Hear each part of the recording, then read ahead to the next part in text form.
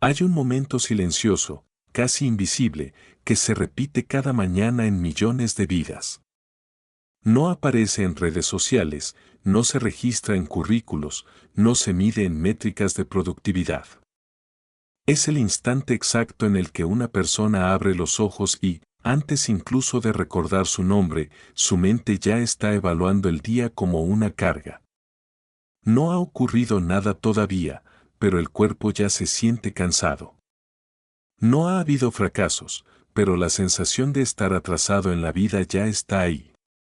Ese momento, tan íntimo como universal, es donde empieza la historia. Durante décadas, la humanidad ha sido educada bajo una premisa simple, lógica y aparentemente irrefutable: primero hay que tener éxito para después ser feliz. Primero el logro, luego la paz. Primero el sacrificio, después la recompensa. Primero demostrar valor, y solo entonces permitirte sentirte bien contigo mismo. Esta narrativa se convirtió en una especie de ley invisible que gobierna decisiones, relaciones, carreras y sueños. Una ley que nunca se firmó, pero que todos aprendieron sin darse cuenta. Desde pequeños, las preguntas que se repiten no son ¿te sientes bien?, sino ¿qué nota sacaste?, ¿qué vas a estudiar?, ¿cuánto ganas?, ¿qué has conseguido? La identidad se construye sobre resultados, no sobre estados internos. El valor personal se confunde con rendimiento. Y poco a poco, sin ceremonias ni advertencias, la felicidad deja de ser un punto de partida y se transforma en una meta distante, casi mítica, situada siempre después del próximo objetivo. Pero hay un problema profundo en esta lógica. Uno que no es evidente hasta que el cuerpo empieza a hablar a través del agotamiento, la ansiedad, el vacío o la sensación constante de estar persiguiendo algo que nunca termina de llegar. Porque el éxito, tal como se define externamente, es un objetivo móvil. Cuando se alcanza un nivel, aparece otro. Cuando se consigue una meta, se redefine el estándar. Y la felicidad, siempre condicionada a lo que falta, se convierte en una promesa que se pospone indefinidamente.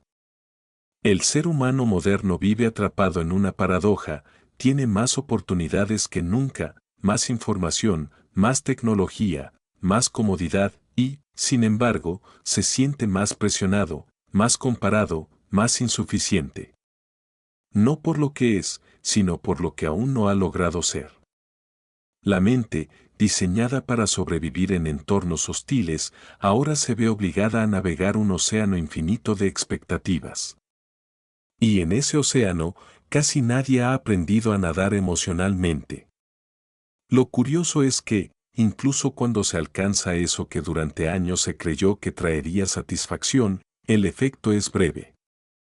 Un ascenso, una meta cumplida, un reconocimiento, una mejora económica, todo genera una chispa de placer, una subida momentánea. Pero el sistema interno se adapta rápido. Lo que ayer parecía extraordinario hoy se vuelve normal. La mente vuelve a enfocarse en lo que falta. Y la sensación de todavía no es suficiente reaparece, silenciosa pero persistente. Este es el núcleo del problema humano contemporáneo. Se ha construido una cultura donde el bienestar emocional es tratado como un subproducto del rendimiento, en lugar de ser reconocido como su fundamento. Se ha invertido el orden natural de las cosas. Se espera que la vida funcione como una máquina: producir primero, sentir después. Resistir primero, disfrutar al final. Pero el sistema no fue diseñado así. El cerebro no opera de manera lineal, sino circular. El estado interno influye directamente en la percepción, la energía, la creatividad, la memoria y la toma de decisiones. Sin embargo, la mayoría de las personas vive como si su mente fuera un simple espectador pasivo de la realidad, cuando en verdad es el filtro que define absolutamente todo. Dos individuos pueden experimentar exactamente el mismo evento y vivirlo de forma completamente distinta, no por lo que ocurre, sino por el significado que le asignan. La realidad objetiva importa menos de lo que se cree. Lo que realmente determina la experiencia de vida es la narrativa interna que se construye a partir de ella. Y aquí surge una de las preguntas más incómodas que rara vez se formula en voz alta: ¿qué pasaría si la felicidad no fuera el resultado del éxito, sino su causa? ¿Qué pasaría si el orden estuviera completamente invertido? ¿Y si el estado emocional positivo no fuera una recompensa futura, sino una herramienta presente? Durante años, esta idea fue considerada ingenua, poco científica, incluso peligrosa. Sonaba a optimismo vacío, a pensamiento mágico. Pero el problema es que el pensamiento tradicional nunca logró explicar por qué tantas personas exitosas se sienten vacías, ni por qué tantas personas aparentemente sin éxito experimentan niveles profundos de bienestar. Algo en la ecuación no cuadraba. La mente humana tiene una capacidad extraordinaria para normalizar el sufrimiento cuando éste es socialmente validado. Estrés crónico, falta de sentido, ansiedad constante, todo se convierte en parte del paisaje. Se romantiza el agotamiento, se glorifica la sobrecarga, se aplaude el sacrificio extremo. Dormir poco se vuelve símbolo de ambición. No descansar se interpreta como compromiso. Sentirse mal se asume como el precio inevitable del progreso. Pero ningún sistema biológico funciona de manera óptima bajo presión constante. El cuerpo lo sabe. El sistema nervioso lo sabe. El cerebro lo sabe. Lo único que no parece saberlo es la narrativa cultural dominante. El problema no es que las personas no quieran ser felices. El problema es que han sido entrenadas para creer que no pueden permitirse serlo todavía. Que primero deben demostrar algo. Que primero deben alcanzar cierto nivel. Que primero deben resolver todos sus problemas. Como si la felicidad fuera una sala VIP a la que solo se accede después de cumplir una lista interminable de requisitos. Y mientras tanto, la vida pasa. Pasan los años, las relaciones, las oportunidades de presencia, los pequeños momentos que no se repiten. Todo se vive con la mirada puesta en un futuro idealizado que nunca termina de llegar. El presente se convierte en un simple medio para un fin, no en un espacio legítimo de experiencia. Se vive en modo espera. Espera a tener más tiempo. Espera a ganar más. Espera a estar menos cansado. Espera a que las cosas mejoren. Espera a ser feliz. Lo más inquietante es que este patrón no nace de una decisión consciente, sino de un aprendizaje colectivo. Se hereda. Se transmite. Se refuerza en escuelas, empresas, familias, medios de comunicación. Se convierte en una forma de vida que nadie cuestiona, pero que casi todos sienten como una carga invisible. El despertar emocional no ocurre cuando todo va mal. Ocurre cuando, incluso cuando todo va bien, algo dentro sigue sintiéndose incompleto. Cuando la vida cumple con los estándares externos, pero no con las necesidades internas. Cuando se alcanza lo que se suponía que traería plenitud, y no lo hace. Ese es el punto exacto donde empieza el verdadero cambio. No con una crisis espectacular, sino con una incomodidad silenciosa. Una sensación difícil de explicar. Como si la vida estuviera ocurriendo, pero no se estuviera habitando del todo. El problema humano no es la falta de éxito. Es la confusión entre éxito y sentido. Entre rendimiento y bienestar. Entre logros visibles y estados internos. La mente fue diseñada para buscar seguridad, pertenencia y significado. Pero se la ha reprogramado para perseguir validación, comparación y aprobación externa. Y en ese intercambio, ha perdido contacto con su función más básica, experimentar la vida de manera plena. La felicidad, en su forma más profunda, No es euforia constante ni ausencia de problemas. Es coherencia interna. Es sentir que lo que se hace está alineado con lo que se es. Es poder estar presente sin la necesidad constante de huir hacia el futuro o reinterpretar el pasado. Es una relación sana con la propia mente. Pero eso no se enseña. No se mide. No se premia. No aparece en estadísticas económicas ni en perfiles profesionales. Por eso queda relegado. Por eso se posterga. Por eso se convierte en un lujo, cuando en realidad es una necesidad biológica. El despertar emocional comienza cuando se reconoce una verdad simple pero radical: el estado interno no es consecuencia de la vida, es parte activa de ella. No es un efecto secundario, es un factor determinante. La forma en que se piensa moldea la forma en que se percibe. La forma en que se percibe moldea la forma en que se actúa. Y la forma en que se actúa acaba moldeando los resultados. No es que el mundo tenga que cambiar para que la mente esté en paz. Es que la mente necesita cambiar para poder interactuar de otra manera con el mundo. Este no es un mensaje de negación de la realidad, ni de positivismo artificial. Es un mensaje de responsabilidad interna. De reconocer que, aunque no se pueda controlar todo lo que ocurre, sí se puede entrenar la forma en que se interpreta. Y esa diferencia lo cambia todo. Porque cuando la mente opera desde un estado positivo, no desde la euforia, sino desde la estabilidad emocional, se vuelve más flexible, más creativa, más abierta a soluciones. El cerebro literalmente funciona mejor. Aprende más rápido. Se adapta con mayor facilidad. Toma decisiones con menos miedo y más claridad. El problema humano no es que falten recursos. Es que sobran estímulos negativos no gestionados.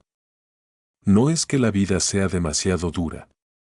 Es que la mente no ha sido entrenada para procesarla de manera saludable. Durante generaciones se enseñó a fortalecer el cuerpo, la disciplina, la lógica, la competencia. Pero casi nadie enseñó a fortalecer la percepción, la atención, la narrativa interna. Y sin ese entrenamiento, la mente se convierte en un campo de batalla constante. El despertar emocional es darse cuenta de que no se está viviendo según las propias reglas internas, sino según expectativas heredadas. Que muchas de las metas perseguidas no nacen del deseo auténtico, sino del miedo a quedarse atrás. Que muchas de las decisiones tomadas no buscan bienestar, sino validación. Y en ese momento, surge una pregunta silenciosa pero poderosa: ¿qué pasaría si el bienestar no fuera el final del camino, sino el punto de partida? No como una fantasía idealista, sino como una estrategia real de vida. No como una negación del esfuerzo, sino como una reconfiguración del sentido del esfuerzo. No como un escape del mundo, sino como una forma más inteligente de habitarlo. Porque quizás el mayor error colectivo no ha sido perseguir el éxito. Ha sido hacerlo sacrificando la relación con uno mismo. Y quizás la mayor revolución no consiste en cambiar el mundo externo, sino en aprender a experimentar el mundo interno de otra manera. Ahí, exactamente ahí, comienza la verdadera ventaja. No en lo que se tiene, sino en cómo se vive. No en lo que se logra, sino en desde dónde se lo logra. No en llegar más rápido, sino en no perderse a uno mismo en el camino. Ese es el despertar emocional. Y también el inicio de una nueva forma de entender la vida. Una donde la felicidad deja de ser una meta lejana y se convierte en la base desde la cual todo lo demás empieza a transformarse. Durante mucho tiempo, la mente humana ha vivido atrapada en una ecuación silenciosa: si trabajo más, si logro más, si me esfuerzo más que los demás, entonces algún día me sentiré bien. Es una fórmula tan repetida que parece natural, casi biológica. Pero en realidad no lo es. Es una construcción cultural. Una narrativa heredada que ha sido aceptada sin cuestionamientos, como si fuera una ley universal. La mayoría de las personas no persigue el éxito por ambición pura, sino por una promesa implícita, la promesa de que, al final del camino, habrá descanso interno, paz, satisfacción, sentido. El problema es que esa promesa rara vez se cumple de la manera esperada. No porque el éxito sea malo, sino porque se le ha asignado una función que no puede cumplir. Se le ha pedido que cure lo que en realidad solo puede transformar la mente. El éxito externo no tiene la capacidad de generar bienestar interno de forma sostenida. Puede provocar placer, orgullo, reconocimiento. Pero esas sensaciones son breves, adaptativas. El cerebro se acostumbra rápido a cualquier nueva condición. Lo que ayer era extraordinario hoy se vuelve normal. Y la mente, diseñada para detectar lo que falta, vuelve a activarse. Vuelve la inquietud. Vuelve la comparación. Vuelve la sensación de que todavía no es suficiente. Aquí aparece una verdad incómoda: si la felicidad depende del éxito, entonces siempre estará condicionada. Siempre será frágil. Siempre será provisional. Estará sujeta a factores externos, a resultados, a variables que no se controlan. La vida se convierte en una negociación constante con el futuro: seré feliz cuando ocurra esto, cuando llegue aquello, cuando alcance lo otro. Y mientras tanto, el presente se vive como una sala de espera.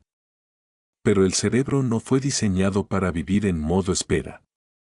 Fue diseñado para responder al entorno desde estados emocionales. Y esos estados no son consecuencias pasivas, sino motores activos del comportamiento.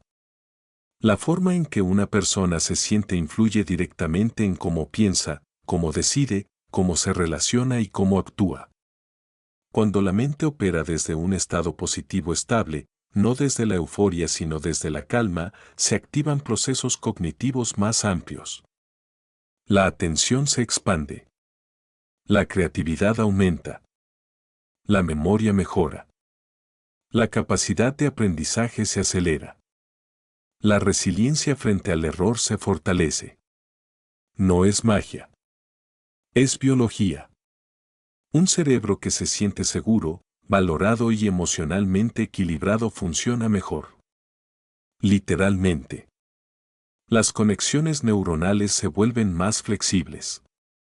El sistema nervioso reduce el modo de amenaza constante. El cuerpo gasta menos energía en defenderse y más en crear. El pensamiento se vuelve menos rígido y más exploratorio. En cambio, cuando la mente opera desde el estrés crónico, desde la presión constante, desde el miedo a no ser suficiente, el rendimiento real disminuye. Puede parecer lo contrario, porque la persona se mantiene ocupada, productiva, siempre en movimiento. Pero a nivel interno, el sistema está en modo supervivencia. La creatividad se estrecha. La visión se vuelve de corto plazo. La toma de decisiones se basa más en evitar errores que en generar soluciones. La paradoja es que se ha construido una cultura que intenta forzar el éxito a través del agotamiento. Como si empujar más fuerte compensara una dirección mal alineada. Como si la motivación basada en presión fuera sostenible. Como si el miedo fuera un motor más eficiente que el bienestar. Pero el miedo nunca crea grandeza duradera. Solo crea urgencia. La felicidad, entendida como un estado interno de estabilidad emocional, no es el premio final del juego. Es la ventaja inicial. Es el punto desde el cual el cerebro accede a su mejor versión funcional. No garantiza resultados, pero aumenta radicalmente las probabilidades de alcanzarlos de manera saludable. Cuando una persona se siente bien consigo misma, no porque todo sea perfecto, sino porque su narrativa interna es coherente, se vuelve más persistente frente al fracaso. No se derrumba ante el error. No interpreta cada obstáculo como una señal de incapacidad. Ve los problemas como información, no como amenazas. Y esta diferencia es sutil, pero profunda. Dos personas pueden enfrentarse al mismo desafío. Una lo vive como una prueba de su valor personal. Si falla, se siente insuficiente. Si no destaca, se compara. Si no avanza rápido, se castiga. La otra lo vive como una experiencia de aprendizaje. Si falla, ajusta. Si no destaca, observa. Si no avanza rápido, respira. El resultado externo puede ser similar. Pero el recorrido interno es completamente distinto. En el primer caso, el éxito, si llega, será frágil. Estará cargado de tensión, de miedo a perderlo, de necesidad de validación constante. En el segundo caso, el éxito, si llega, será una extensión natural de un proceso interno sano. No dependerá de la aprobación externa para sostenerse. No requerirá sacrificios emocionales extremos. La felicidad no elimina la disciplina, el esfuerzo ni la ambición. Los redefine. Los vuelve sostenibles. Los vuelve humanos. El error histórico ha sido creer que la mente funciona como una máquina de rendimiento. Que basta con exigirle más, presionarla más, compararla más, para que produzca mejores resultados. Pero la mente no es una fábrica. Es un ecosistema. Y todo ecosistema necesita equilibrio para prosperar. El bienestar emocional no es pasividad. No es conformismo. No es resignación. Es una forma de energía estable. Una energía que no depende de picos extremos, sino de una relación saludable con uno mismo. Es la capacidad de actuar sin estar constantemente en guerra interna. Cuando la felicidad precede al éxito, el esfuerzo deja de ser una huida y se convierte en una elección. No se trabaja para tapar un vacío, sino para expresar una capacidad. No se persiguen metas para sentirse válido, sino para explorar el propio potencial. No se compite para demostrar superioridad, sino para crecer. Y esto cambia completamente la experiencia del logro. Porque el éxito ya no es una condición para sentirse bien, sino una consecuencia natural de una mente que ya funciona bien. No se convierte en una obsesión, sino en un resultado emergente.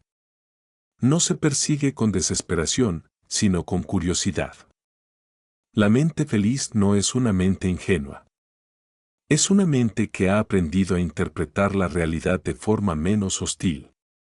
Que no convierte cada desafío en una amenaza existencial. Que no vive cada error como una sentencia definitiva. Que entiende que la identidad no se define por resultados puntuales, sino por procesos internos. La sociedad moderna ha confundido intensidad con profundidad. Ha glorificado el sufrimiento como si fuera sinónimo de mérito. Ha romantizado el agotamiento como si fuera señal de compromiso. Pero ninguna de esas cosas garantiza plenitud. Solo garantizan desgaste. La verdadera ventaja no está en trabajar más horas, sino en trabajar desde un estado interno más inteligente. No en exigirse hasta romperse, sino en sostener una relación funcional con la propia mente. No en llegar más rápido, sino en no perder la capacidad de disfrutar el camino. Cuando la felicidad precede al éxito, la comparación pierde fuerza. Porque el valor personal deja de depender de lo que otros hacen o tienen. Cuando la felicidad precede al éxito, el miedo al fracaso se reduce. Porque el error ya no amenaza la identidad. Cuando la felicidad precede al éxito, la motivación se vuelve intrínseca. Porque nace del interés, no de la presión. Y aquí aparece una de las transformaciones más profundas: el éxito deja de ser una máscara y se convierte en una expresión.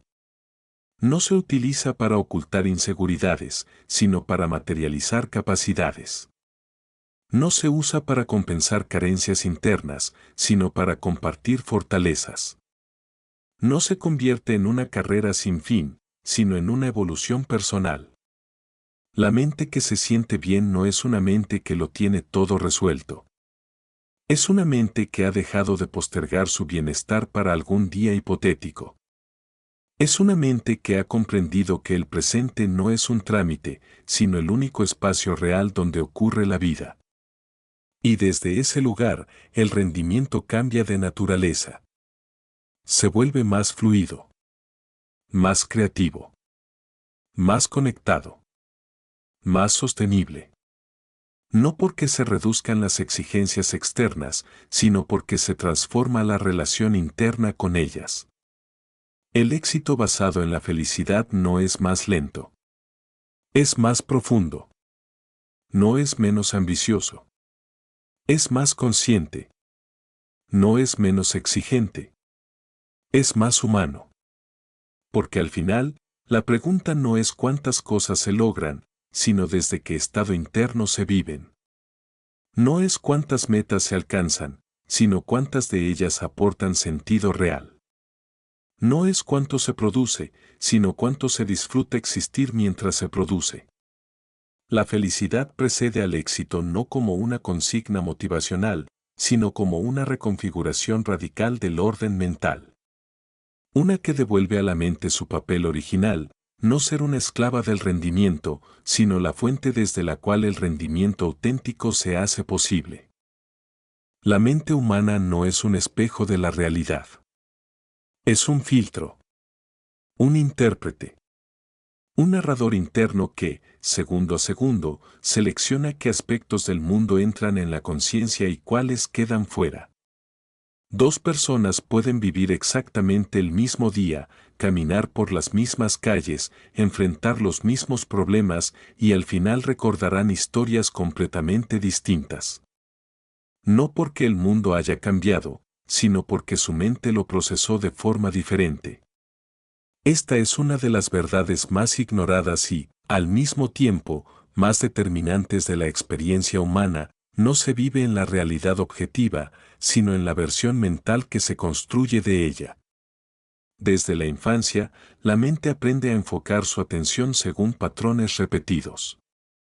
Aprende que es importante, que es peligroso, que merece energía, que debe ser evitado. Pero ese aprendizaje no es neutral. Está moldeado por el entorno, por la cultura, por las experiencias emocionales tempranas.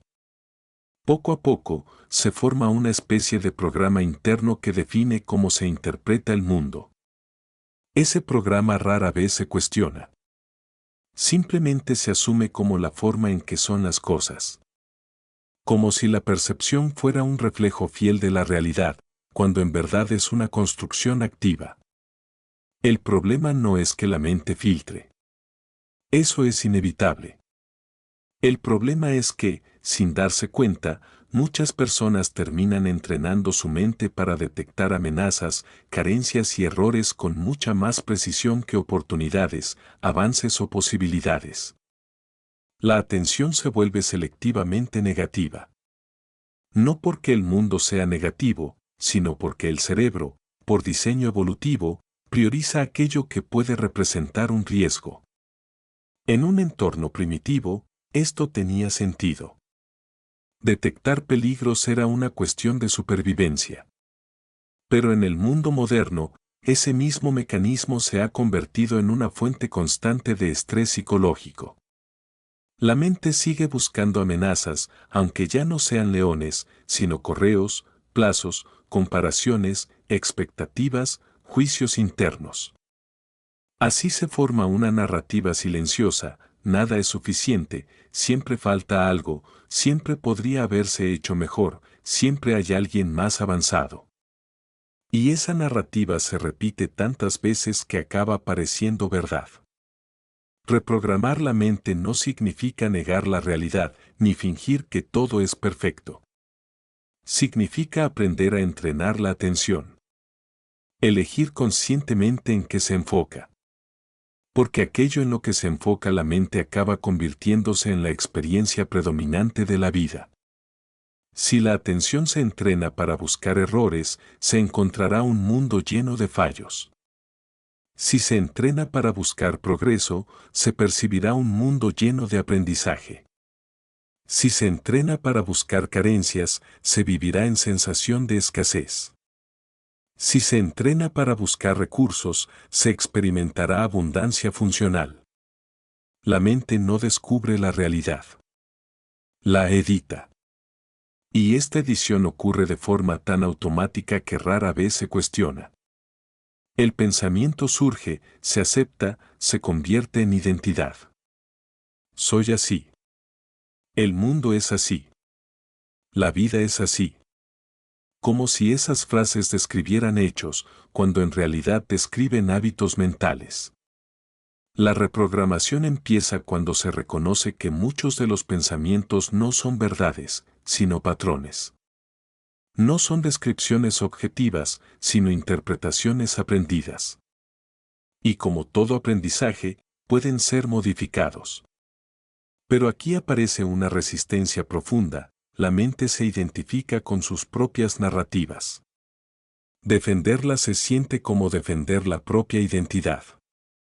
Cambiar la forma de pensar se percibe, inconscientemente, como una amenaza al yo. Por eso la mayoría de las personas prefiere sufrir con patrones conocidos que explorar perspectivas nuevas. La reprogramación no ocurre por fuerza de voluntad. Ocurre por repetición consciente. La mente aprende por exposición. Por práctica. Por lo que se le presenta una y otra vez. Cada vez que se enfoca en lo que falta, refuerza ese circuito. Cada vez que se enfoca en lo que avanza, refuerza otro. Cada vez que se rumia un error, fortalece una vía neuronal. Cada vez que se reconoce un logro, fortalece otra. Con el tiempo, estos circuitos se convierten en autopistas mentales. Pensar de cierta forma se vuelve automático. No porque sea correcto, sino porque es familiar. Reprogramar la mente es redirigir esas autopistas. No eliminarlas, sino crear nuevas rutas. Rutas que incluyan matices, perspectivas más amplias, narrativas menos rígidas. No se trata de pensar en positivo todo el tiempo. Eso sería otro tipo de distorsión. Se trata de pensar de forma funcional. De observar la realidad sin añadir capas innecesarias de juicio, catastrofismo o autocrítica constante. La mente entrenada para detectar lo negativo interpreta cualquier dificultad como señal de fracaso personal. La mente reprogramada interpreta la dificultad como parte natural del proceso. La diferencia no está en el evento, sino en la historia que se cuenta sobre él. Un mismo error puede generar vergüenza o aprendizaje. Un mismo rechazo puede generar inseguridad o claridad. Un mismo obstáculo puede generar parálisis o creatividad. El evento es neutro. La interpretación no. La reprogramación empieza por algo tan simple como cambiar las preguntas internas. En lugar de ¿por qué siempre me pasa esto?, ¿qué puedo aprender de esto? En lugar de no soy suficiente, ¿qué parte de mí puede crecer aquí? En lugar de esto es un problema, ¿qué oportunidad hay escondida? Estas preguntas no cambian mágicamente la realidad, pero cambian la forma en que el cerebro la procesa. Y esa forma de procesamiento influye directamente en la conducta posterior. El cerebro responde a las preguntas que se le hacen. Si se le pregunta por amenazas, encontrará amenazas. Si se le pregunta por soluciones, buscará soluciones. Si se le pregunta por defectos, enumerará defectos. Si se le pregunta por recursos, los hará visibles. La mente es una máquina de respuestas, no de verdades. Reprogramar la mente implica volverse consciente de la narrativa interna. Escuchar el tono. Detectar patrones repetidos. Observar qué tipo de historias se cuentan automáticamente sobre uno mismo, sobre los demás, sobre el futuro. No para juzgarlas, sino para entenderlas. Porque no se puede cambiar lo que no se ve. Y la mayoría de las personas vive dentro de su diálogo interno sin darse cuenta de que existe. Ese diálogo define emociones, decisiones, relaciones. Define cómo se interpretan los silencios, los gestos, los mensajes, los fracasos, los logros. Define qué se recuerda y qué se olvida. Define qué se espera del futuro. La reprogramación no es instantánea. Es un proceso gradual de exposición a nuevas narrativas. De repetir conscientemente perspectivas más amplias. De interrumpir patrones automáticos. De entrenar la atención como si fuera un músculo. Al principio se siente artificial. Forzado. Como aprender a escribir con la mano no dominante. Pero con el tiempo, se vuelve natural. El cerebro se adapta. Las nuevas rutas se fortalecen. La percepción cambia. Y cuando cambia la percepción, cambia la experiencia de vida. No porque el mundo sea distinto, sino porque se lo habita desde un lugar interno diferente. La mente reprogramada no elimina los problemas, pero reduce el sufrimiento innecesario. No evita los errores, pero elimina la autoagresión. No garantiza éxito, pero aumenta la claridad. No promete felicidad constante, pero crea estabilidad emocional. Y esa estabilidad es la base real del bienestar sostenible. Porque al final, no se trata de controlar la realidad externa. Se trata de aprender a convivir con la realidad interna. De dejar de ser prisionero de narrativas heredadas. De convertirse en autor consciente de la propia historia mental. La mente no es un destino fijo. Es un sistema plástico. Cambiante. Entrenable. Y en ese entrenamiento se esconde una de las formas más profundas de libertad humana, la capacidad de elegir, dentro de ciertos límites, cómo se experimenta la propia existencia. Reprogramar la mente es dejar de vivir en piloto automático emocional. Es despertar del guión inconsciente. Es comprender que muchas de las barreras percibidas no están en el mundo, sino en la forma en que se lo interpreta. Y cuando esa comprensión se integra, no como concepto intelectual, sino como práctica cotidiana, algo fundamental se transforma, la persona deja de reaccionar a la vida y empieza, por primera vez, a relacionarse conscientemente con ella. Existe una carrera silenciosa que no aparece en rankings ni se mide con indicadores externos. No tiene medallas, no otorga títulos, no se puede presumir en redes sociales. Pero determina, con una precisión inquietante, quién prospera, quién se estanca y quién se quiebra a lo largo del tiempo. Es la carrera interna. La que ocurre dentro de la mente. Mientras el mundo se obsesiona con competencias externas, mercados, habilidades, contactos, recursos, oportunidades, la verdadera diferencia casi siempre se origina en un territorio invisible. La forma en que una persona gestiona su estado interno frente a la presión, la incertidumbre y el cambio. La ventaja competitiva más poderosa no es lo que se sabe, ni lo que se tiene, ni siquiera lo que se hace. Es desde donde se hace.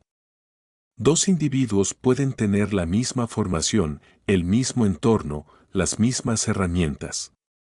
Pero uno avanza con fluidez y el otro con fricción constante.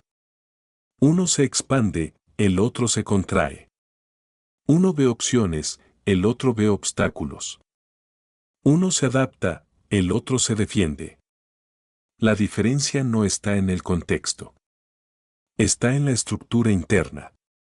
La mente puede ser una aliada estratégica o un campo de sabotaje permanente. La mayoría de las personas cree que compite con los demás. En realidad, compite consigo misma, con sus patrones mentales, con su narrativa interna, con su forma de interpretar cada experiencia. Esa competencia es la que define la energía disponible, la persistencia frente al error, la creatividad ante la dificultad, la apertura al aprendizaje. Y, sin embargo, casi nadie entrena esa dimensión. Se invierte en habilidades técnicas, en currículos, en certificaciones, en imagen externa.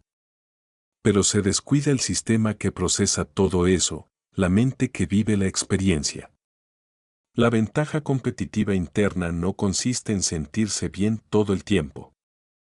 Consiste en sostener un estado emocional que no bloquee el funcionamiento cognitivo, que no consuma recursos mentales en guerras internas innecesarias, que no interprete cada desafío como una amenaza existencial.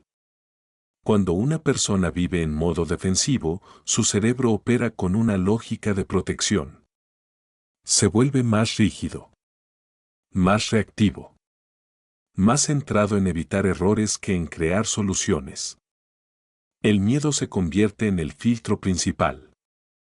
La atención se estrecha. La percepción se polariza. El mundo se reduce a riesgos potenciales.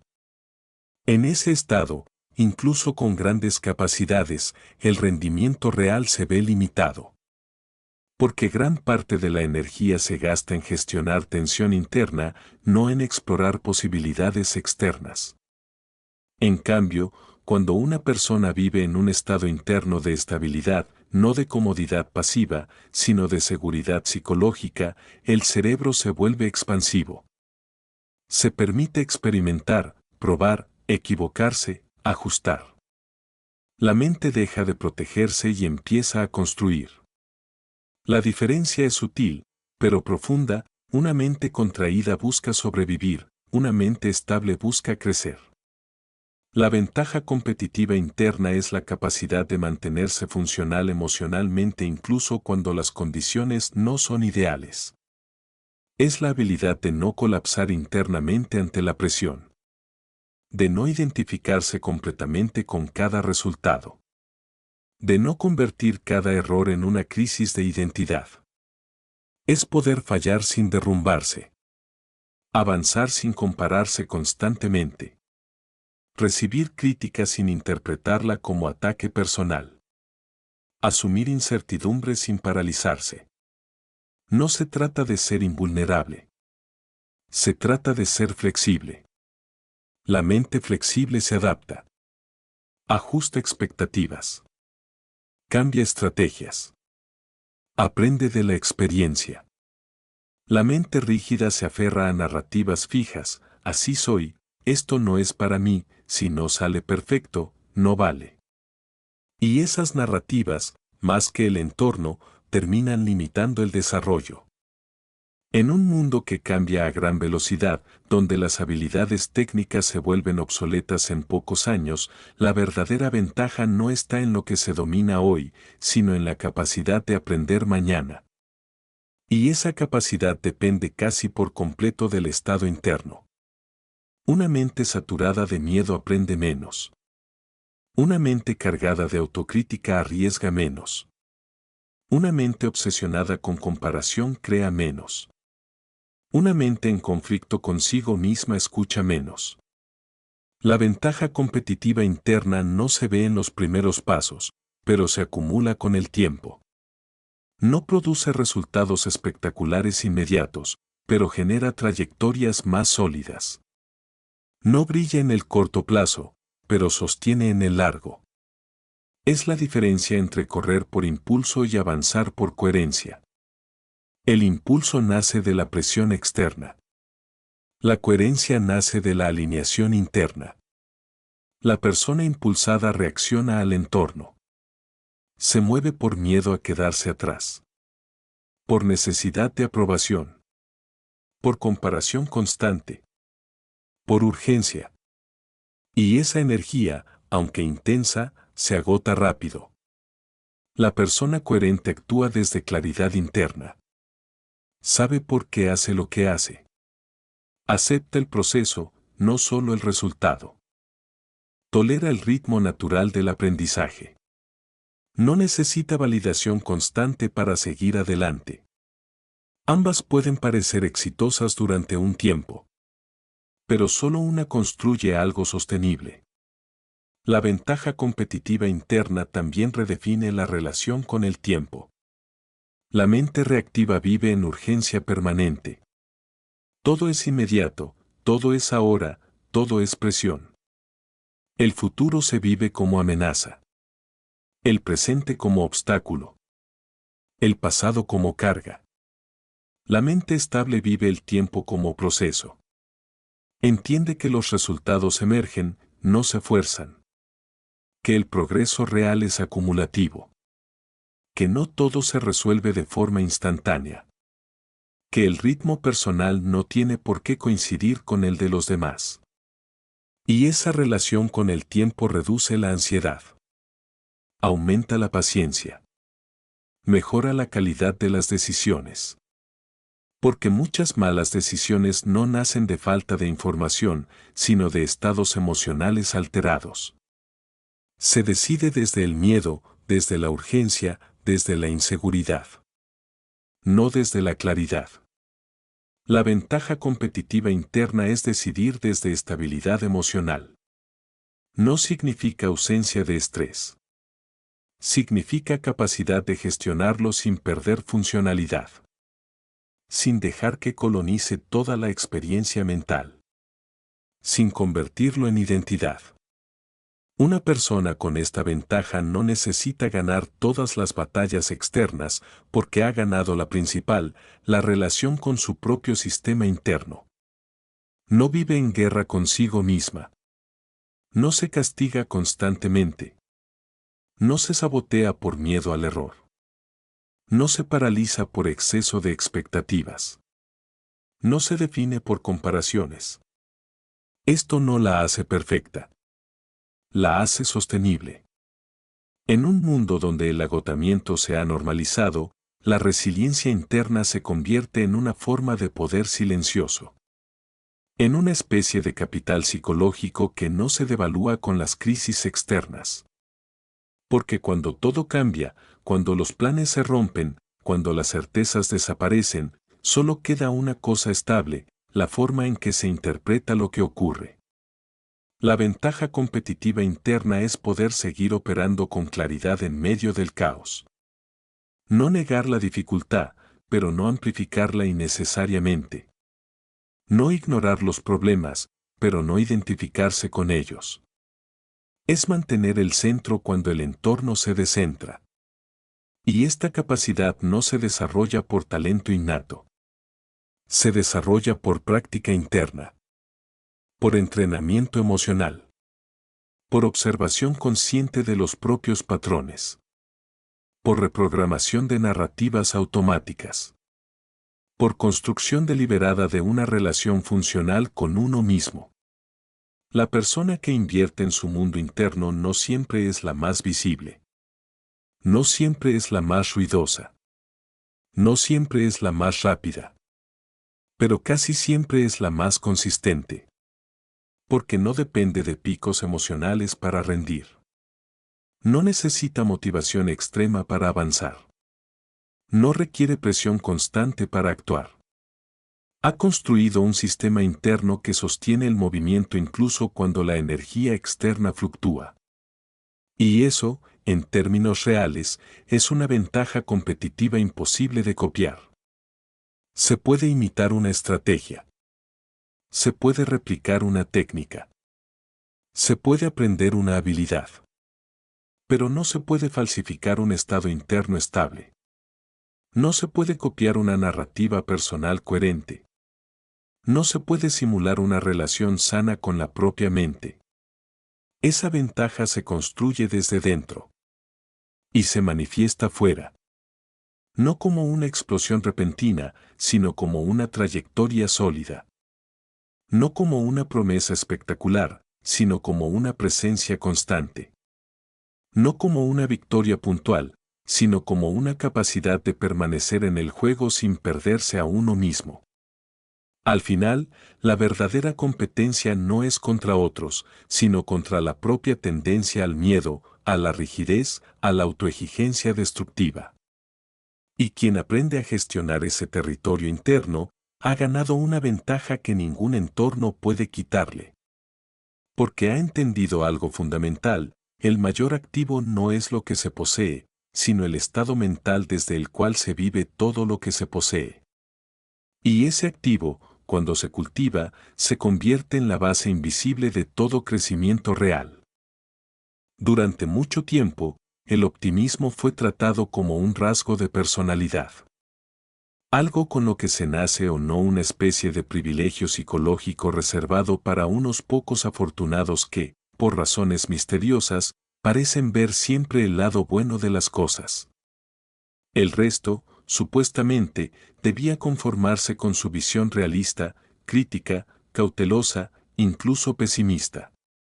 Como si la forma de interpretar la realidad estuviera escrita en piedra desde el primer día. Pero esa idea es una ilusión. Una narrativa cómoda que exime de responsabilidad interna. Porque si el optimismo fuera una característica fija, no habría nada que aprender, nada que entrenar, nada que transformar. Solo aceptar el propio estilo mental como destino. Sin embargo, la mente humana no funciona así. No es un objeto estático. Es un sistema plástico, moldeable, influenciable por la experiencia, la repetición y la atención. Y dentro de ese sistema, el optimismo no es una emoción pasajera, sino una forma específica de interpretar los eventos. El optimismo no consiste en negar los problemas. Consiste en cómo se explican. En qué historia se construye alrededor de lo que ocurre. Ante un fracaso, una mente pesimista tiende a generalizar: siempre me pasa, esto demuestra que no sirvo, nunca va a mejorar. La experiencia se vuelve permanente, personal y global. No solo se interpreta como algo negativo, sino como algo que define toda la identidad y todo el futuro. Ante el mismo fracaso, una mente optimista funcional tiende a contextualizar: esto es una situación puntual, hay factores externos, puedo aprender algo de aquí. La experiencia se vuelve temporal, específica y modificable.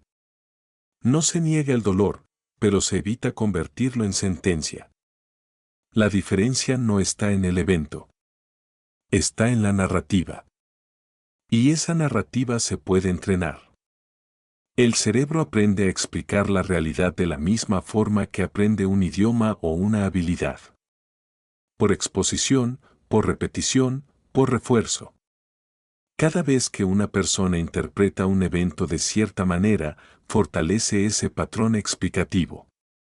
Con el tiempo, se vuelve automático. Invisible. Parece natural. Reentrenar el optimismo no es obligarse a pensar positivo. Es aprender a pensar con mayor precisión emocional. A evitar distorsiones innecesarias. A no convertir eventos aislados en verdades absolutas. La mente pesimista exagera, amplifica, generaliza.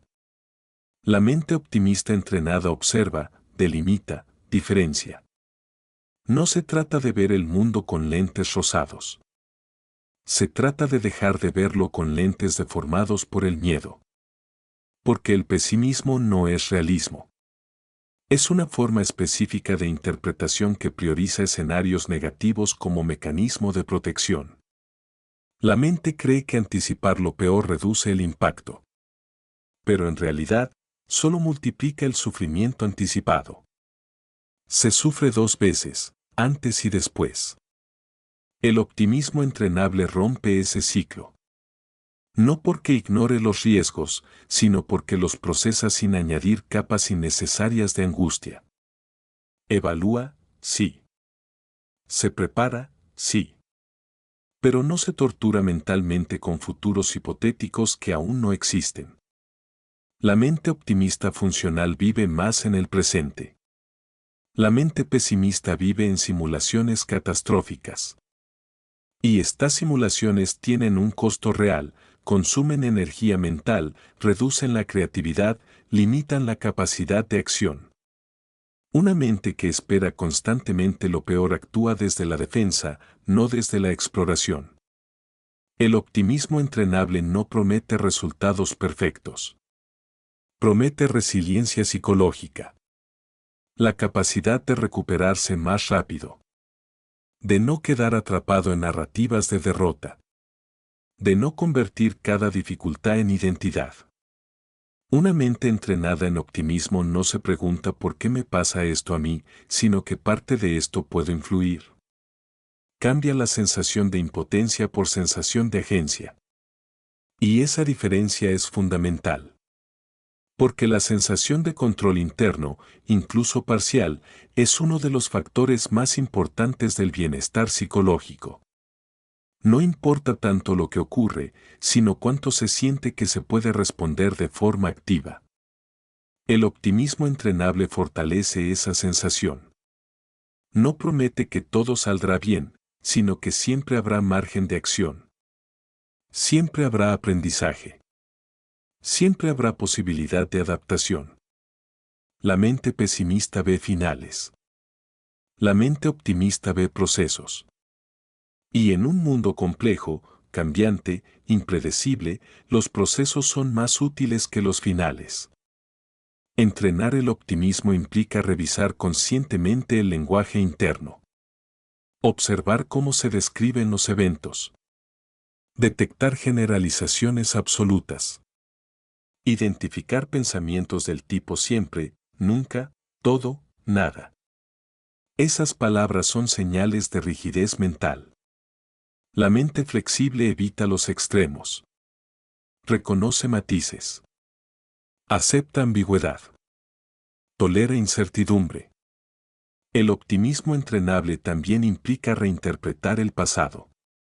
No para negar lo vivido, sino para resignificarlo. Ver las experiencias difíciles no solo como traumas, sino como fuentes de aprendizaje. No como pruebas de incapacidad, sino como etapas de desarrollo. La historia personal no es un archivo fijo.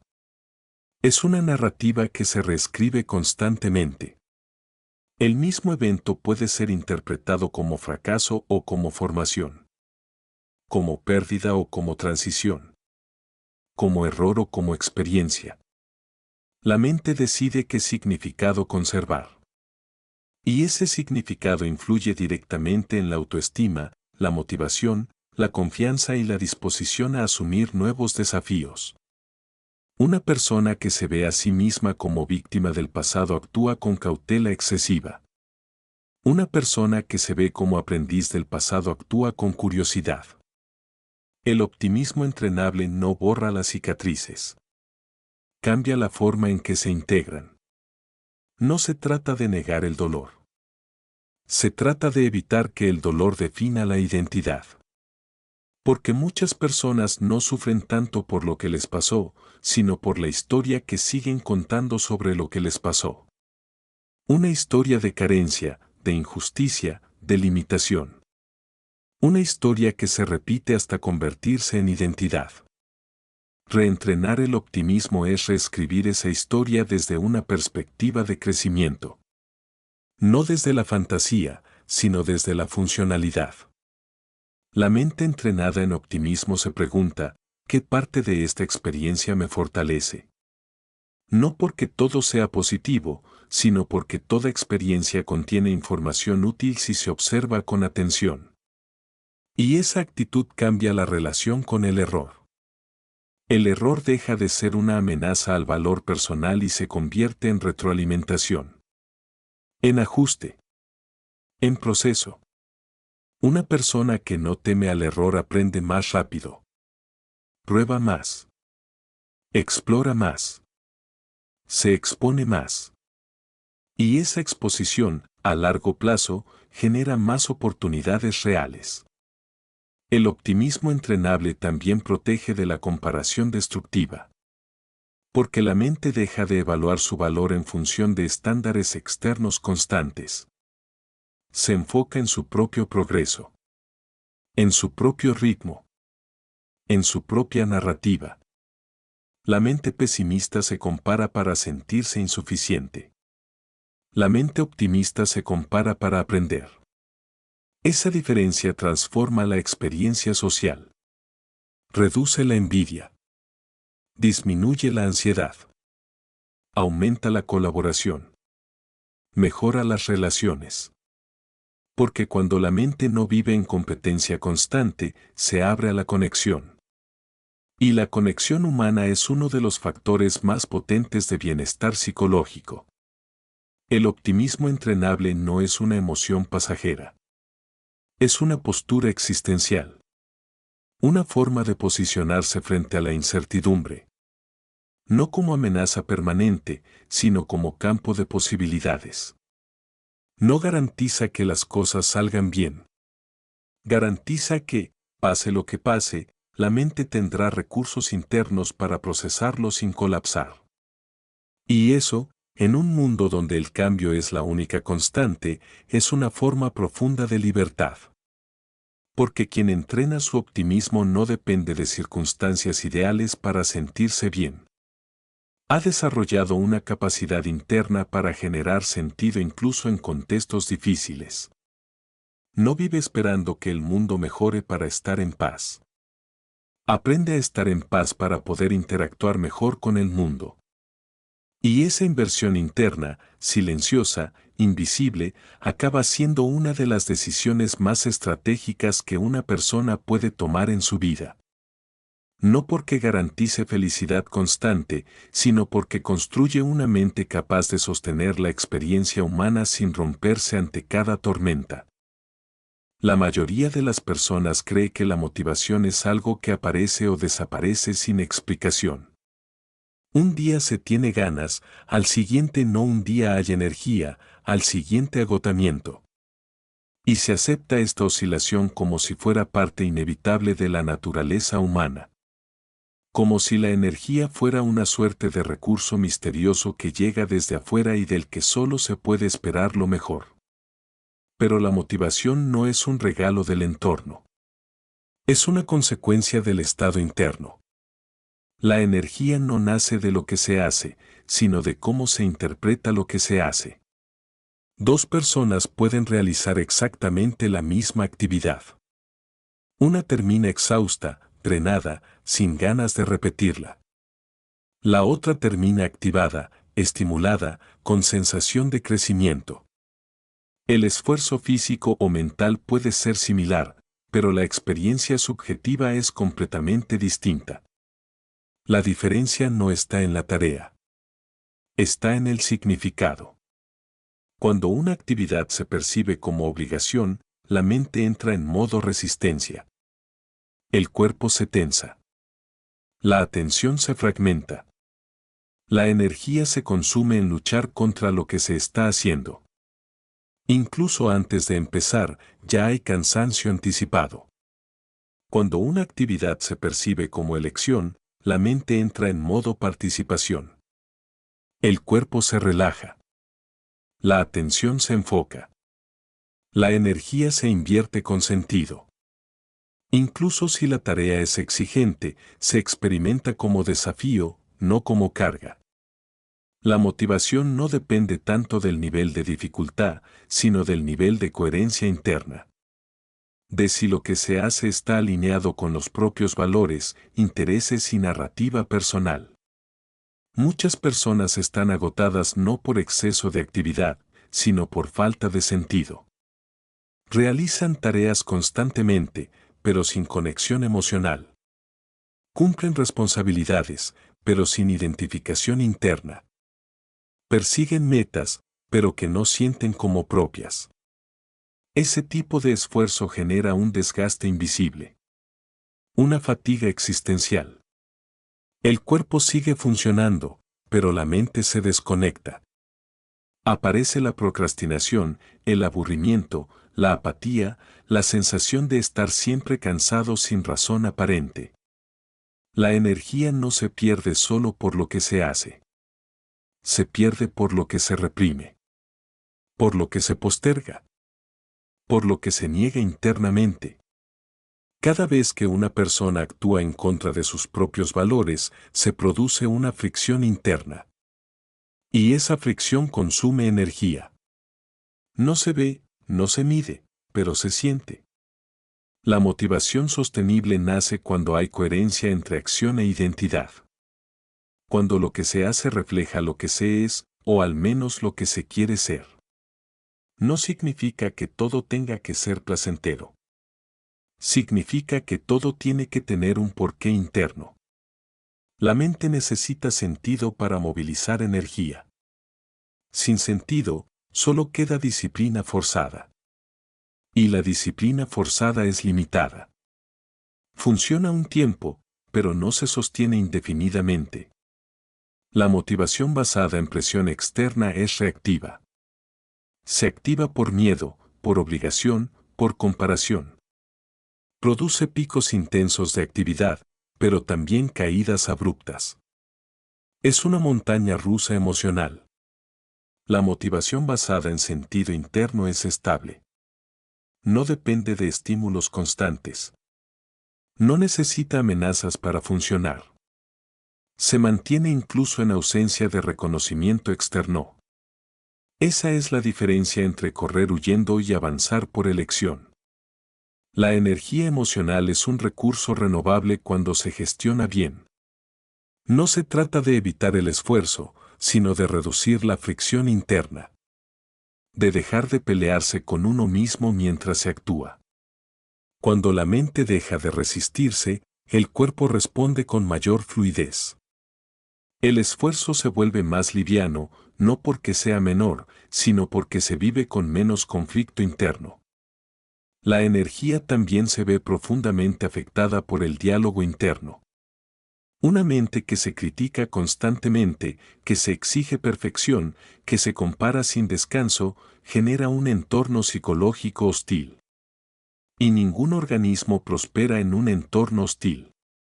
La autocrítica crónica no motiva. Desgasta. Puede generar movimiento por miedo, pero no crecimiento real. Puede impulsar acción, pero no satisfacción. Puede producir resultados, pero no bienestar. La mente necesita reconocimiento interno para sostener la motivación.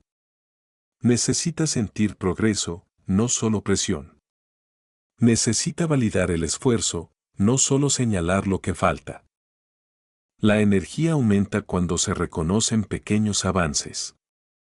Cuando se celebra el proceso, no solo el resultado. Cuando se observa el propio desarrollo con una mirada constructiva. No es complacencia. Es retroalimentación funcional. El cerebro aprende por refuerzo. Si cada acción se asocia a sensación de fracaso, el sistema pierde incentivo. Si se asocia a sensación de crecimiento, el sistema se activa. La motivación no es fuerza de voluntad infinita. Es arquitectura emocional. Depende del entorno mental que se construye. De las narrativas que se repiten. De las expectativas que se gestionan. De la relación que se tiene con el error, el descanso, el ritmo personal. Una mente que se permite descansar sin culpa recupera energía más rápido. Una mente que se castiga por descansar agota incluso el tiempo de reposo. El descanso no es ausencia de actividad. Es ausencia de conflicto interno. Se puede dormir 8 horas y seguir cansado si la mente no se apaga. Si sigue rumiando, comparando, exigiendo. El cuerpo descansa, pero la mente no. La energía verdadera es mental, no solo física. Por eso muchas personas se sienten agotadas incluso en actividades que disfrutan. Porque han convertido el disfrute en obligación. El placer en rendimiento. El hobby en competencia. El crecimiento en presión. La mente no sabe disfrutar bajo amenaza. La motivación sostenible requiere espacios de juego, de curiosidad, de exploración sin expectativas extremas. Requiere permitir error sin drama. Requiere tolerar ritmos variables. No se puede estar motivado todo el tiempo, pero se puede evitar estar desmotivado crónicamente. Y la diferencia está en cómo se interpreta cada etapa del proceso. No como una prueba constante de valor personal, sino como una secuencia natural de aprendizaje. La energía aumenta cuando se reduce la autoexigencia destructiva. Cuando se reemplaza la pregunta ¿por qué no soy suficiente? ¿Por qué puedo ajustar? Cuando se cambia la culpa por responsabilidad. El juicio por observación. La motivación también se alimenta de conexión humana. De sentirse acompañado. De compartir procesos. De no vivir cada desafío en aislamiento psicológico. La mente se fatiga más rápido cuando se siente sola. Cuando interpreta cada dificultad como un problema individual. Cuando cree que tiene que resolver todo sin apoyo. La energía se multiplica cuando se experimenta pertenencia. Cuando se siente que se forma parte de algo más grande. Cuando se percibe que el esfuerzo tiene impacto más allá del ego. La motivación no es solo individual. Es relacional. El entorno emocional influye directamente en el estado interno. Relaciones tóxicas drenan energía. Ambientes de comparación constante generan ansiedad. Espacios de colaboración generan expansión. No se puede sostener motivación en un entorno que invalida constantemente. Por eso la gestión de energía no es solo gestión de tiempo. Es gestión de estímulos emocionales. De conversaciones. De pensamientos. De relaciones. De expectativas. La verdadera pregunta no es cómo hago para motivarme más, sino que está drenando mi energía sin que me dé cuenta. A veces no falta motivación. Sobra fricción interna. Sobra autoexigencia. Sobra comparación. Sobra presión. Sobra ruido mental. Y hasta que no se reduzca ese ruido, ninguna técnica externa funcionará de forma sostenible. La energía no se crea forzando. Se libera eliminando bloqueos internos. Cuando la mente deja de pelear consigo misma, la motivación emerge de forma natural. No como un impulso eufórico, sino como una disposición tranquila a actuar. Una disposición que no necesita promesas grandiosas. Solo coherencia interna. Y esa coherencia es la base real de toda energía sostenible. No la intensidad momentánea, sino la alineación profunda entre lo que se hace y lo que se es. El ser humano no fue diseñado para prosperar en soledad.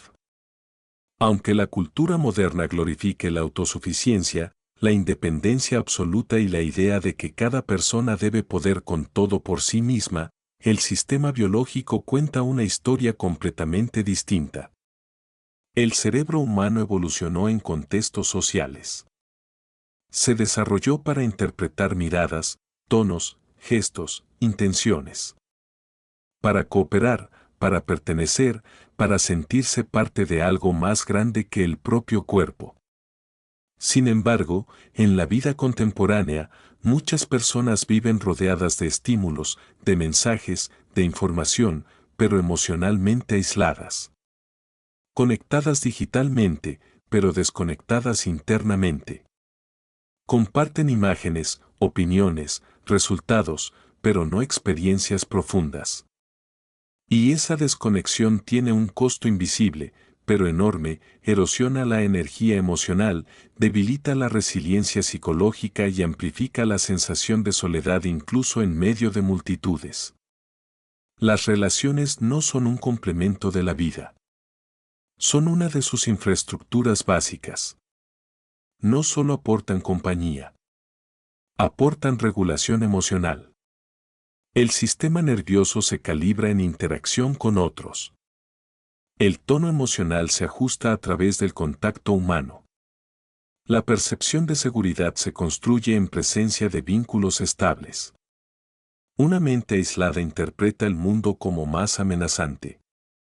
Una mente conectada interpreta el mundo como más navegable. La diferencia no está en la cantidad de personas alrededor, sino en la calidad de la conexión emocional. Se puede estar en una sala llena y sentirse solo. Se puede estar con una sola persona y sentirse profundamente acompañado. El cerebro no responde a números. Responde a señales de pertenencia. Las relaciones funcionales actúan como amortiguadores del estrés. Cuando una persona comparte una experiencia difícil con alguien que escucha sin juzgar, el impacto emocional se reduce. No porque el problema desaparezca, sino porque el sistema nervioso deja de procesarlo en aislamiento. El dolor compartido se vuelve más liviano. La incertidumbre compartida se vuelve más tolerable. La alegría compartida se multiplica. Las relaciones no solo influyen en cómo se siente una persona. Influyen en cómo piensa. La mente se expande en contextos de diálogo. Se flexibiliza al escuchar otras perspectivas. Se desafía al exponerse a narrativas distintas. Una mente aislada se vuelve circular. Repite las mismas ideas, los mismos miedos, las mismas interpretaciones. Sin contraste, sin retroalimentación externa, la narrativa interna se rigidiza. Los pensamientos se convierten en verdades incuestionables. La relación con otros introduce fricción cognitiva. Obliga a matizar. A reconsiderar. A relativizar. A reconocer que la propia perspectiva no es la única posible. Y esa fricción es saludable. Es una forma de crecimiento mental. Las relaciones también son espejos. A través de ellas, una persona se ve reflejada. Descubre cómo impacta en otros. ¿Qué actitudes generan cercanía? ¿Cuáles generan distancia? ¿Qué patrones se repiten? ¿Qué emociones se activan? Sin relaciones, no hay autoconocimiento profundo. Solo introspección parcial. El ser humano no se conoce en soledad. Se conoce en interacción. La forma en que una persona se relaciona con otros revela la forma en que se relaciona consigo misma. La paciencia, la escucha, la empatía, el respeto, no son solo cualidades sociales. Son indicadores de la relación interna. Una persona que se trata con dureza suele tratar a otros con dureza. Una persona que se invalida suele invalidar. Una persona que se permite equivocarse suele permitir que otros se equivoquen. Las relaciones son extensiones del mundo interno. Y por eso son una fuente tan poderosa de transformación. Porque al transformar la forma de relacionarse, se transforma la forma de habitar la propia mente. La cultura del rendimiento ha reducido las relaciones a instrumentos, contactos, redes, alianzas estratégicas. Se mide su valor en términos de utilidad. ¿Qué pueden aportar? ¿Qué oportunidades generan? ¿Qué beneficios ofrecen?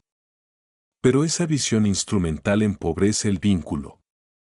Convierte al otro en medio para un fin. Y el cerebro, que es extremadamente sensible a la intención, percibe esa transacción.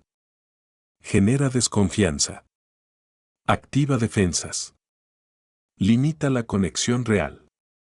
Las relaciones como fuerza no se basan en utilidad, sino en presencia. En atención real. En escucha genuina. En interés auténtico por la experiencia del otro. No se trata de cantidad de interacciones, sino de profundidad emocional. Una sola relación profunda puede tener más impacto en el bienestar psicológico que decenas de contactos superficiales. Porque activa los sistemas biológicos de seguridad, pertenencia y reconocimiento. La mente se calma cuando se siente vista. No evaluada, no juzgada, no comparada. Vista. Esa sensación de ser comprendido reduce la hiperactividad mental. Disminuye la rumiación. Aumenta la sensación de sentido. Fortalece la identidad. No se trata de estar de acuerdo con todo. Se trata de sentir que se puede ser auténtico sin ser rechazado. Las relaciones que permiten autenticidad generan energía. Las que exigen máscaras generan agotamiento. Muchas personas se sienten cansadas no por exceso de interacción, sino por exceso de actuación. Por tener que sostener personajes, roles, expectativas ajenas. Por no poder mostrarse como realmente son. La energía se recupera cuando se puede bajar la guardia. Cuando se puede expresar vulnerabilidad sin temor. Cuando se puede compartir dudas sin vergüenza. Las relaciones seguras permiten eso. Y esas relaciones no se construyen por azar. Se construyen por elección consciente. Por inversión emocional. Por coherencia entre palabras y acciones. Por respeto a los límites. Por presencia real. No requieren perfección. Requieren honestidad. La fuerza de una relación no está en la ausencia de conflictos, sino en la forma de atravesarlos. En la capacidad de hablar sin atacar. De escuchar sin defenderse. De expresar sin culpar. Las relaciones funcionales no eliminan el dolor. Lo hacen procesable. En un mundo donde la presión externa es constante, donde las expectativas se multiplican, donde la incertidumbre es parte del paisaje cotidiano, tener vínculos que actúen como refugio emocional es una de las formas más profundas de resiliencia. No porque protejan del mundo, sino porque permiten enfrentarlo sin sentirse solo. La soledad no es estar sin gente. Es estar sin conexión emocional. Y la conexión emocional no se compra, no se descarga, no se simula. Se construye en el tiempo, en la repetición, en la presencia. Las relaciones como fuerza no son un lujo. Son una necesidad psicológica básica. Tan importante como el descanso, la alimentación o el movimiento. Una mente desconectada se agota más rápido. Se estresa más. Se vuelve más rígida. Se encierra en sí misma. Se vuelve frágil. Una mente conectada se regula mejor. Tolera más. Se expande. Se siente acompañada incluso en la dificultad. La fuerza de una persona no se mide solo en su capacidad de resistir sola, sino en su capacidad de sostener vínculos reales. De pedir ayuda. De ofrecer apoyo. De compartir procesos. Porque la verdadera fortaleza no es aislamiento. Es interdependencia consciente. Es saber que no todo se puede resolver solo.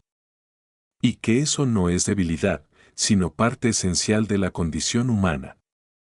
Las relaciones no solo hacen la vida más llevadera. La hacen más significativa. Le dan contexto emocional. Le dan profundidad. Le dan memoria compartida. Y al final, cuando se observa la trayectoria completa de una vida, no son los logros los que más pesan en la balanza del bienestar, sino las personas con las que se compartieron los momentos más importantes. No lo que se alcanzó, sino con quien se estuvo mientras se alcanzaba. Las relaciones como fuerza no son un accesorio del éxito. Son uno de sus pilares invisibles. La red que sostiene cuando todo tiembla. El espacio donde la mente descansa. El lugar donde la identidad se confirma sin necesidad de demostrar nada. Y en ese espacio, silencioso pero poderoso, se construye una de las formas más profundas de felicidad humana, la de sentirse genuinamente acompañado en la experiencia de existir. La vida no es una línea recta. No se mueve en un carril predecible de éxitos consecutivos, con logros claramente marcados y recompensas garantizadas. La vida es un terreno accidentado, lleno de giros inesperados, caídas, pérdidas, fracasos y desafíos que parecen surgir sin aviso. Y ahí es donde la resiliencia mental se convierte en algo más que una habilidad, se convierte en una cuestión de supervivencia emocional, de sostenibilidad psicológica y, en última instancia, de libertad interior. Resiliencia mental no significa no sentir dolor. No significa ignorar la dificultad, no significa negar la decepción ni fingir que todo está bien cuando claramente no lo está. La resiliencia no consiste en ser invulnerable, sino en ser capaz de sostenerse, de responder y de recuperarse frente a la adversidad. Es la capacidad de atravesar la tormenta sin perder la orientación, de navegar corrientes turbulentas sin naufragar en la desesperanza. Cada persona enfrenta una combinación única de desafíos, pérdidas afectivas, fracasos profesionales, traiciones, enfermedades, incertidumbre económica, expectativas sociales que parecen inalcanzables. El mundo moderno, con su velocidad vertiginosa y su constante exposición a información, presión y comparación, amplifica estos desafíos. No se trata solo de superar problemas aislados, se trata de sostener un funcionamiento mental y emocional adecuado incluso en contextos cambiantes y adversos. La resiliencia mental empieza con percepción. La forma en que se interpreta un evento determina cómo se experimenta. Dos personas pueden vivir la misma dificultad, la una se hunde, la otra encuentra un camino. No porque las circunstancias sean diferentes, sino porque la mente opera de manera distinta. Una mente resiliente interpreta los problemas no como barreras definitivas, sino como puntos de aprendizaje. No como ataques personales, sino como fenómenos externos que se pueden gestionar. El proceso de construir resiliencia mental es profundo, silencioso y progresivo. No ocurre de un día para otro. Es el resultado de hábitos internos, prácticas conscientes y una atención deliberada a la narrativa que cada persona se cuenta a sí misma. Las personas resilientes no nacen resilientes, aprenden a serlo. Aprenden a modular la respuesta emocional ante la dificultad. Aprenden a mantener la calma cuando todo parece desmoronarse. Aprenden a priorizar lo que se puede controlar y a soltar lo que no. Uno de los elementos más importantes de la resiliencia mental es la capacidad de separación entre el evento y la identidad personal. Muchas personas convierten cada fracaso en un juicio absoluto sobre su valor, fallé, por lo tanto no sirvo. Esa equivalencia entre error y autoevaluación es destructiva. La resiliencia implica comprender que los eventos externos, aunque puedan doler o afectar, no definen la totalidad de uno mismo. El fracaso es un acontecimiento, no una sentencia eterna. La resiliencia también se nutre del significado. Las personas resilientes encuentran propósito incluso en la adversidad. Transforman el dolor en aprendizaje, la frustración en impulso, la pérdida en reflexión. Esto no ocurre de manera automática, requiere entrenamiento mental consciente. Cada vez que una persona puede identificar una lección, un recurso o una oportunidad dentro de un desafío, fortalece su resiliencia. Con cada interpretación funcional, la mente se hace más resistente a la erosión emocional causada por eventos adversos. Además, la resiliencia mental se basa en la regulación emocional. No significa suprimir emociones negativas ni pretender que no existen. Significa gestionar su intensidad, duración e impacto en la conducta. La mente resiliente reconoce la ira, el miedo, la tristeza, la ansiedad, pero no permite que estas emociones dicten la acción de manera desproporcionada. La resiliencia consiste en sentir sin ser absorbido, en procesar sin colapsar. La práctica diaria de la resiliencia incluye hábitos que refuerzan la claridad mental y la estabilidad emocional. La reflexión consciente sobre experiencias pasadas, la meditación, el ejercicio físico regular, la escritura introspectiva, la gratitud activa y la exposición controlada a desafíos incremental son herramientas que fortalecen la capacidad de recuperación. Cada acción construye un músculo interno que permite sostenerse mejor frente a los golpes inevitables de la vida. Un aspecto crucial de la resiliencia es la anticipación de la adversidad. Las personas resilientes no viven en negación. Reconocen que la vida puede traer dificultades y se preparan internamente para enfrentarlas. No se obsesionan ni viven en ansiedad constante, desarrollan una aceptación activa, comprenden que los desafíos son inevitables y se entrenan para responder de manera funcional. Esta preparación no elimina el impacto emocional de los eventos, pero reduce la sorpresa, la desesperación y el caos interno que normalmente acompañan las dificultades inesperadas. Otro componente esencial es la flexibilidad cognitiva. La resiliencia mental no se trata de rigidez ni de resistencia obstinada. Se trata de adaptabilidad. Las personas resilientes saben que no todos los planes saldrán como se espera, que el control es limitado y que la capacidad de ajustar la estrategia frente a la adversidad es más poderosa que insistir en una sola ruta. La rigidez mental genera frustración, bloqueo y agotamiento emocional.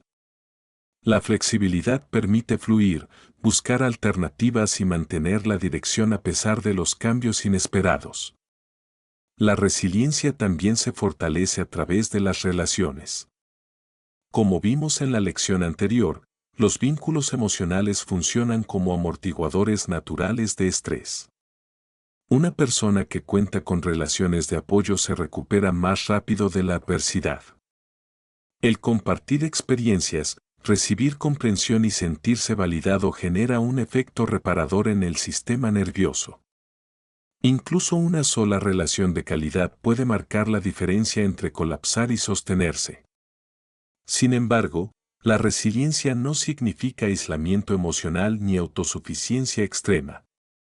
Se construye con interdependencia consciente, saber cuándo pedir ayuda, cómo ofrecer apoyo y cómo integrar la fuerza colectiva con la fortaleza individual. La resiliencia mental no es una hazaña solitaria, es una danza entre autonomía interna y conexión externa. También es fundamental la narrativa interna. La resiliencia se alimenta de la manera en que se cuenta la propia historia. La interpretación de los eventos pasados, presentes y futuros moldea la capacidad de recuperación. Una narrativa que enfatiza el aprendizaje, la superación y la posibilidad de crecimiento genera mayor resiliencia que una que se centra en culpa, impotencia o autoataque. La historia que uno se cuenta a sí mismo no solo explica la experiencia, la transforma. Por último, la resiliencia mental es un ciclo dinámico de desafío y recuperación. No se trata de evitar caídas, sino de aprender a levantarse.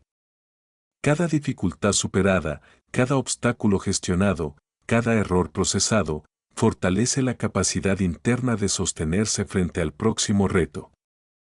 La resiliencia se construye acumulando experiencias funcionales frente a la adversidad, no evitando la adversidad. En síntesis, la resiliencia mental no es un estado estático, sino un proceso continuo. Es la habilidad de sostener la estabilidad emocional, mantener claridad de juicio y persistir frente a la incertidumbre y la dificultad. Es reconocer que el dolor y la dificultad son inevitables, pero que la forma en que se enfrentan puede ser entrenada, modulada y fortalecida. Cada pensamiento, cada interpretación, cada hábito emocional contribuye a la construcción de una mente que no solo sobrevive a las tormentas de la vida, sino que encuentra en ellas oportunidades para crecer, aprender y expandirse. La resiliencia mental es, en última instancia, la libertad de permanecer centrado, íntegro y funcional sin importar lo que ocurra externamente. Es la capacidad de transformar el caos en aprendizaje, la dificultad en claridad y el desafío en fuerza interna. Y esta capacidad, más que cualquier recurso externo, define la calidad de la experiencia humana, la profundidad de la realización personal y la sostenibilidad del bienestar a lo largo de toda la vida. Al final de este viaje, después de explorar cada lección, cada principio, cada perspectiva que nos ofrece la mente humana, se revela algo poderoso: la verdadera transformación no ocurre en la superficie. No se trata de acumular más conocimientos, más técnicas, más logros externos. No reside en certificados, en premios, en reconocimientos, ni en metas alcanzadas de manera mecánica. La transformación real surge desde el núcleo, desde el interior, desde el lugar invisible donde se decide cómo se interpreta la vida, cómo se responde al mundo y cómo se sostiene la propia existencia frente a la presión, la adversidad y la incertidumbre. Cada lección de este recorrido comparte un hilo común: la mente es un instrumento extraordinario, pero exige entrenamiento consciente. La felicidad, como nos mostró Schonecker, no es un destino que se alcanza cuando todo sale perfecto, sino un modo de operar desde el cual el éxito mismo se vuelve posible. La felicidad precede al éxito, no al revés.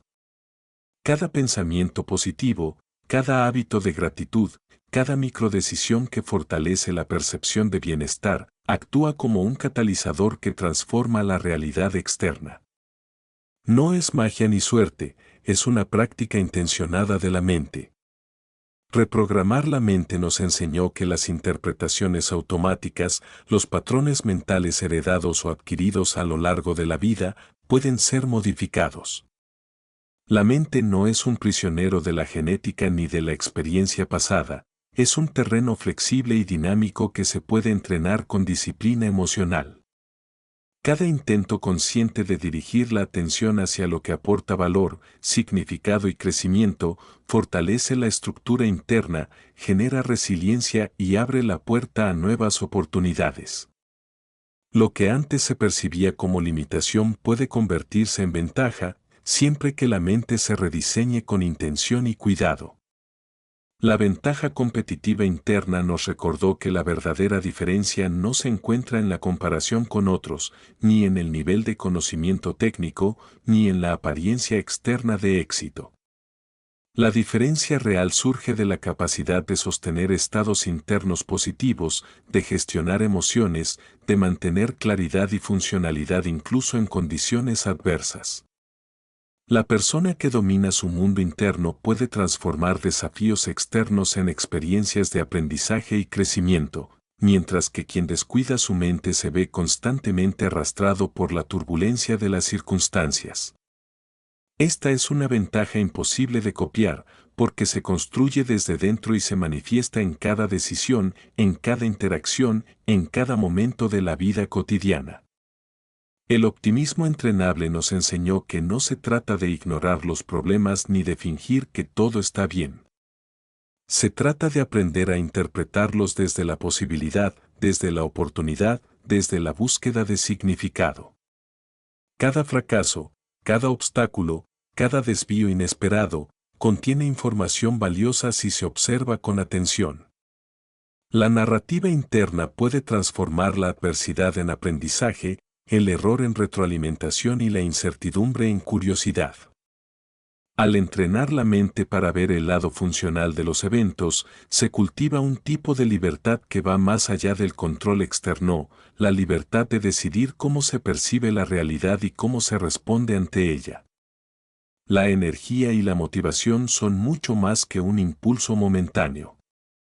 Son el resultado de coherencia interna, de sentido, de reducción de fricción mental y emocional. Una persona motivada no es aquella que simplemente se obliga a actuar, sino aquella que entiende que su energía se multiplica cuando lo que hace está alineado con lo que realmente valora y con lo que le da propósito. La motivación se convierte así en un recurso sostenible y la energía deja de depender de factores externos, fluctuantes, para depender de una arquitectura interna robusta, consciente y funcional. Las relaciones como fuerza revelaron que la conexión humana no es un lujo ni un accesorio del éxito, es un pilar fundamental del bienestar y de la resiliencia. El ser humano se fortalece al estar acompañado, al compartir experiencias, al sentirse visto y comprendido. La calidad de las relaciones determina la calidad de la vida emocional y psicológica. Las interacciones auténticas, basadas en atención, presencia y empatía, actúan como amortiguadores del estrés, amplificadores de la energía y catalizadores de crecimiento. La fortaleza individual y la fuerza relacional no son opuestas, se potencian mutuamente. La resiliencia, la motivación, la creatividad y la capacidad de aprender dependen profundamente de las conexiones que cultivamos y del ecosistema emocional en el que nos desarrollamos. Finalmente, la resiliencia mental nos enseñó que no se trata de evitar el dolor, el fracaso o la incertidumbre. La vida traerá siempre desafíos, imprevistos y pérdidas.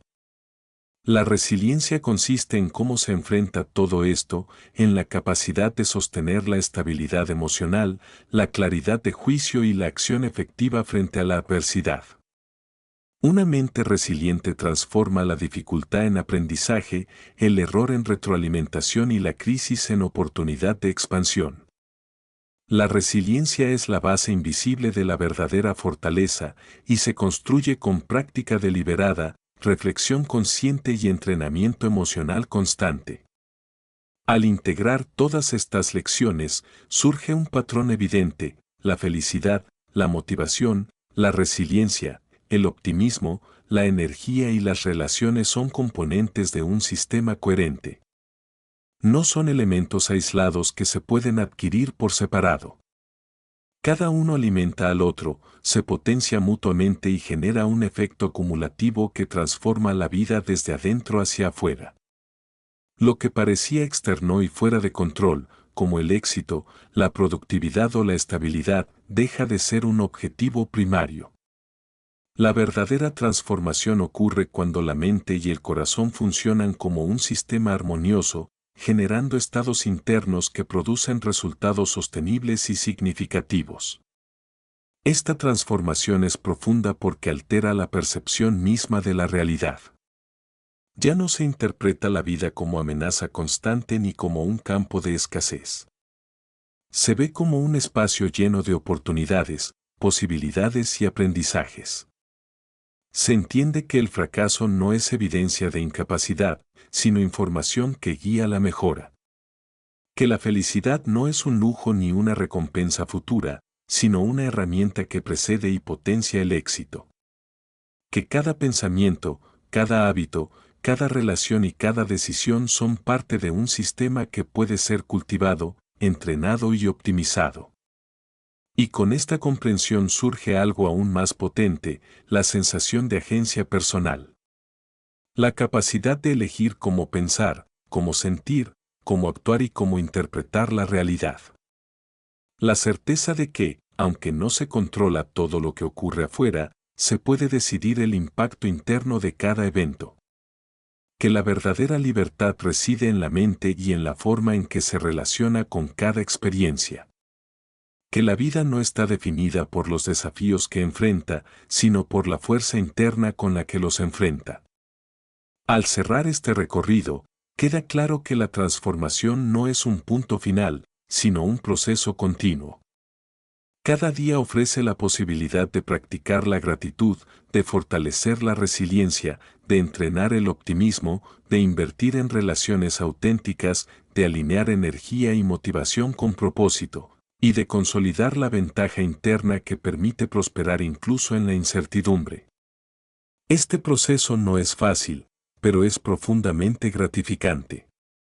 No depende de circunstancias externas, sino de decisiones internas repetidas y consistentes, de atención consciente y de voluntad deliberada. Por último, la pregunta que permanece al concluir este viaje no es cómo alcanzaré el éxito, sino cómo viviré mi vida a partir de ahora, con la mente entrenada, la resiliencia fortalecida y la felicidad cultivada. Cada elección, cada pensamiento y cada acción se convierten en un ladrillo en la construcción de una existencia plena.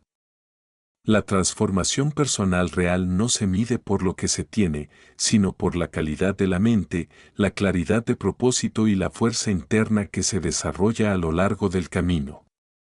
Y así, la lección más profunda de todas se revela: la vida no es algo que simplemente sucede, es algo que se construye desde dentro.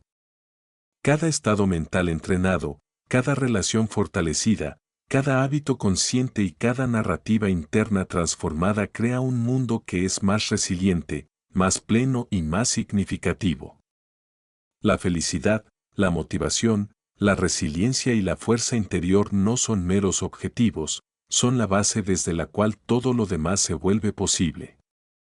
Al mirar hacia adelante, la invitación es clara: cultivar la mente, nutrir el espíritu, entrenar la resiliencia, fortalecer las relaciones y abrazar la vida con intención y atención plena. No porque el mundo sea justo ni porque todo salga siempre bien, sino porque al dominar la mente, se domina la propia experiencia de vivir.